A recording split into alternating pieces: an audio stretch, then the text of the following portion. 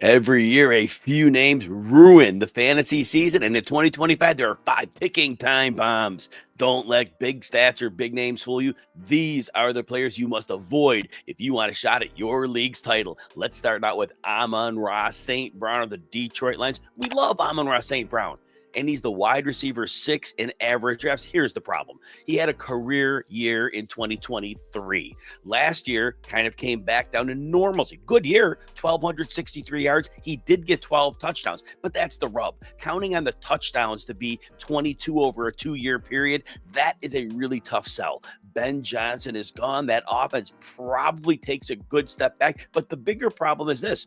Remember weeks 1 through 7 last year, Detroit, before all their defensive players got hurt, that team ran the ball and they passed 25 or fewer times in the majority of games. Volume for the receivers on the Lions is going to be an issue. That said, St. Brown, beautiful player. He'll have a very, very nice season. Wide receiver 6, probably not. You're probably looking at a top 10 receiver, and that's going to be a big loss at ADP if that's the swing you take in the first round or early second of your fantasy draft. Let's move next to T. Higgins of the Cincinnati Bengals. Yes, Higgins got paid. That's a wonderful thing. But wide receiver 12 in average drafts? This man has been in the league 5 years.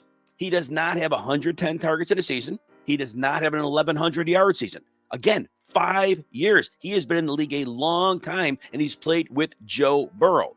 Also, Higgins has missed 5 games in back-to-back years. He's even had games in his career where he's been active and had 0 points because of in-game or pre-game injuries. He is not reliable. He has never had a season of this caliber, yet we're paying for something this deep into his career on the hope that it finally happens. Not buying, not at all. Wide receiver 18, maybe. Wide receiver 12, not a chance. If you enjoy videos like this, please consider hitting the like and subscribe button. Also, we're offering 15% off all RotoWire subscriptions. You go to rotowire.com, pick your favorite subscription, and use the code YouTube15 to score your 15% discount. Next, we have Bo Nix of the Denver Broncos. What a great rookie season the young man had. Came out in the second half of the season, and he probably helped many teams win their fantasy leagues. He rushed for 430 yards. That's a big number. And he threw for 29 touchdowns. But again, bottom half, second half of the season, backloaded. It was very good. Here's the problem. Denver's defense down the stretch last year wasn't as great as it could have been in some games. So they gave up some points and they had to chase. Also, Denver lacked a rushing attack. They had no reliable running backs last year. Well, in the draft, this team picks up R.J. Harvey. It sounds like there's a great chance their running game is fixed. Bigger issue, they fixed their defense. They had a great set of players. They brought in 2 high-end free agents. They spent a first-round pick at corner. This team is going to be a great defense. They are going to have a very, very good running game, and game script is going to keep Bo Nix from having to put the team on his shoulders. You have to pay quarterback 8 prices on last year's production, when in reality, you're probably going to get quarterback 13 to 15 production, and that is not a value. Next, I'm going to be a Detroit Lions hater here. We're going to go with Sam LaPorta. LaPorta is going off the board, usually at the tight end 4 in most drafts. And here's the thing. LaPorta, again, another excellent player. But just like with Amon-Ra St.Brown, think back to last year. Detroit's plan is to play defense and run the football. Last year, they had 18 injuries, season ending on defense. That was an anomaly of all time.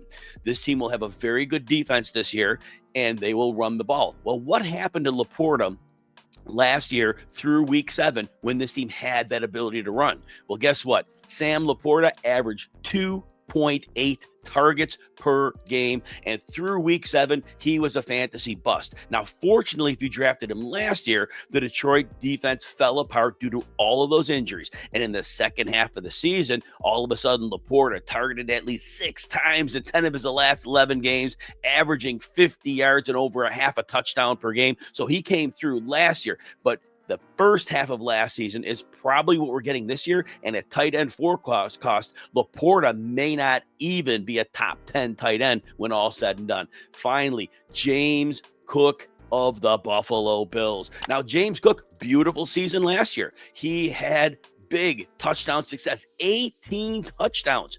Now, remember, though, in his first 33 career games before that big 18 touchdown season, Cook only had 7 touchdowns in those 33 games. That was an outlier season, probably by far a career year for Cook. But aside from that, the issues we had was that he was not productive as a runner, because we saw the yardage was fine, like 1,267 yards, but that was down from 1,567. He went down 300 yards and he only lost 30 rushing attempts. So it was not the same player. It was touchdown dependency, and we can't count on that happening again.